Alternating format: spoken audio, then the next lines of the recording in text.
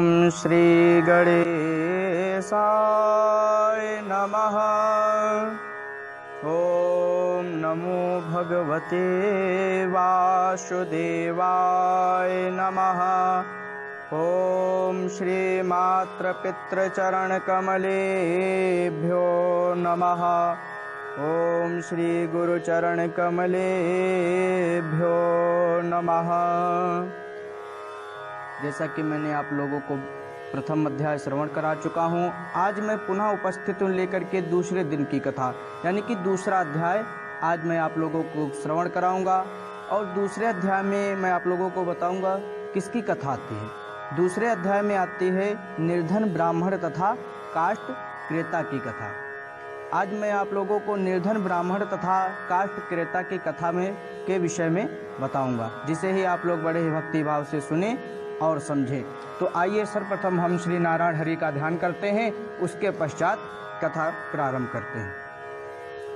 शांताकारं भुजगशयनं पद्मनाभं सुरेशं विश्वाधारं गगनसदृशं मेघवर्णं शुभांगं लक्ष्मीकान्तं कमलनयनं योगभिर्ध्यानगम्यं वन्दे विष्णुभवभयहरणं सर्वलोकैकनाथम्।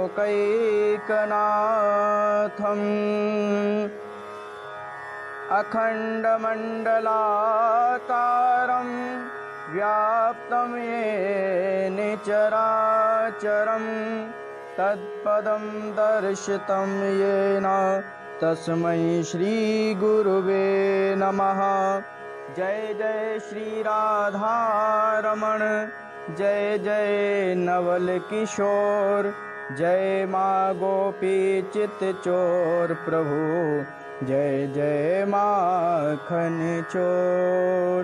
बुरे लक्ष्मी नारायण भगवान की जय हो। तो आइए हम प्रारंभ करते हैं द्वितीय दिवस की कथा। एक समय क्या हुआ, श्री सूत जी महाराज बोले कि अथान्यत संप्रक्ष्यामि कृतं येन पुरा दुजा कश्चित् काशीपुरे रम्ये राशीद विप्रोति निर्धनः। श्री सूत जी बोले कि हे दुजों, अब मैं पुनः पूर्व काल में जिसने सत्यनारायण व्रत को किया था उसे भली भांति विस्तार पूर्वक कहूँगा। रमणीय काशी नामक नगर में कोई अत्यंत निर्धन ब्राह्मण रहता था। भूख और प्यास से व्याकुल होकर वह प्रतिदिन पृथ्वी पर भटकता रहता था। ब्राह्मण प्रिय भगवान ने उस दुखी ब्राह्मण को देखकर वृद्ध ब्राह्मण रूप धारण करके उस दुज से आदर पूर्वक पूछा कि हे विप्र, प्रतिदिन अत्यंत दुखी होकर तुम किस लिए पृथ्वी पर भ्रमण करते हो? हे दुज श्रेष्ठ, यह सब बताओ, मैं सुनना चाहता हूँ। ब्राह्मण बोला, ब्राह्मणोति दरिद्रोहम भिक्षार्थम वैभ्रमे महीम। प्रभु, मैं अत्यंत निर्धन ब्राह्मण हूँ और भिक्षा के लिए ही पृथ्वी पर घूमा करता हूँ। यदि आप मेरी इस दरिद्रता को दूर करने का कोई उपाय जानते हो तो कृपा पूर्वक बताइए। वृद्ध ब्राह्मण ने कहा, हे ब्राह्मण देव, सत्यनारायण भगवान विष्णु अभीष्ट फल को देने वाले हैं। हे विप्र, तुम उनका उत्तम व्रत एवं पूजन करो, जिसे करने से मनुष्य सभी दुखों से मुक्त हो जाता है। और व्रत के विधान को भी ब्राह्मण से यत्न पूर्वक कहकर वृद्ध ब्राह्मण रूपधारी भगवान सत्यनारायण वहीं पर अंतर्ध्यान हो गए। वृद्ध ब्राह्मण ने जैसा कहा है उस व्रत को अच्छी प्रकार से वैसे ही करूँगा। यह सोचते हुए उस ब्राह्मण को रात्रि में नींद नहीं आई और ततः प्रातः समुत्थाय सत्यनारायण व्रतम करिष्ये इति संकल्प भिक्षार्थं गमद्दुजः। प्रातः काल उठकर सत्यनारायण का व्रत करूंगा, ऐसा संकल्प करके वह ब्राह्मण भिक्षा के लिए चल पड़ा। उस दिन ही ब्राह्मण को भिक्षा में बहुत सा धन प्राप्त हुआ। उसी धन से उसने बंधु बांधवों के साथ भगवान सत्यनारायण का व्रत किया।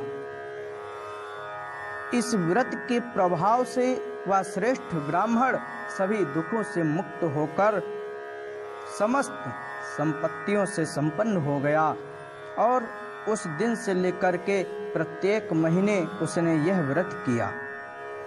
इस प्रकार भगवान सत्यनारायण के इस व्रत को करके वह श्रेष्ठ ब्राह्मण सभी पापों से मुक्त हो गया और उसने दुर्लभ मोक्ष पद को प्राप्त किया।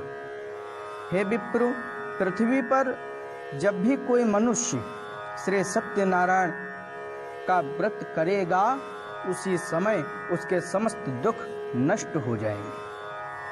हे ब्राह्मणों, इस प्रकार भगवान नारायण ने महात्मा नारद जी से जो कुछ कहा, मैंने वह सब आप लोगों से कह दिया है। आगे अब और क्या कहूँ? ऋषियों ने कहा, तस्माद् विप्राच्युतं केनं पृथिव्यां चरितं मुने तत्सर्वं श्रोतुमिच्छामः श्रद्धास्माकं प्रजायते। ऋषियों ने कहा कि हे महामुनि, इस पृथ्वी पर उस ब्राह्मण से सुने हुए इस व्रत को किसने किया, हम वह सब सुनना चाहते हैं। उस व्रत पर हमारी श्रद्धा हो रही है। सूत जी महाराज बोले, मुनियों, पृथ्वी पर जिसने यह व्रत किया उसे आप लोग सुने। एक बार वह द्विज श्रेष्ठ अपनी धन संपत्ति के अनुसार बंधु बांधवों तथा पारिवारिक जनों के साथ व्रत करने के लिए उद्यत हुआ। इसी बीच एक लकड़हारा वहां आया और लकड़ी बाहर रखकर उस ब्राह्मण के घर गया। उस ब्राह्मण के घर गया, प्यास से व्याकुल वह उस ब्राह्मण को व्रत करता हुआ देखकर प्रणाम करके उससे बोला, प्रभु, आप ये क्या कर रहे हैं? इसके करने से किस फल की प्राप्ति होती है? विस्तार पूर्वक मुझे भी कहिए। विप्र ने कहा, सत्यनारायणस्येदं व्रतं सर्वेप्सितप्रदं तस्य प्रसादान्वे सर्वं धन धान्यादिकं महत्। विप्र ने कहा कि यह सत्यनारायण का व्रत है जो सभी मनोरथों को प्रदान करने वाला है। उसी के प्रभाव से यह सब महान धन धान्य आदि प्राप्त हुआ है। जल पीकर तथा प्रसाद ग्रहण करके वह नगर चला गया। सत्यनारायण देव के लिए मन में ऐसा सोचने लगा कि आज जो लकड़ी बेचने से जो धन प्राप्त होगा, उसी धन से मैं श्री सत्यनारायण भगवान का श्रेष्ठ व्रत करूंगा। इस प्रकार मन से चिंतन करता हुआ लकड़ी को मस्तक पर रखकर उस सुंदर नगर में गया जहां धन संपन्न लोग रहते थे। उस दिन उसने लकड़ी का दुगना मूल्य भी प्राप्त किया और ततः प्रसन्न हृदयः सुपक्वं कदली फलम शर्करा घृत दुग्धम च गोधूमस्य च चूर्णकम। और प्रसन्न हृदय होकर वह पके हुए केले का फल, शर्करा, घी, दूध और गेहूं का चूर्ण सवाया मात्रा में लेकर के अपने घर आया। तत्पश्चात उसने अपने बांधवों को बुलाकर वेद विधान से भगवान श्री सत्यनारायण का व्रत किया। उस व्रत के प्रभाव से वह धन पुत्र से संपन्न हो गया और इस लोक में अनेक सुखों का उपभोग कर अंत में सत्यपुर वैकुंठ लोक को चला गया। इस प्रकार श्री स्कंद पुराण के अंतर्गत श्री सत्यनारायण व्रत कथा का यह दूसरा अध्याय संपूर्ण हुआ। बोले प्रेम से लक्ष्मी नारायण भगवान की जय हो।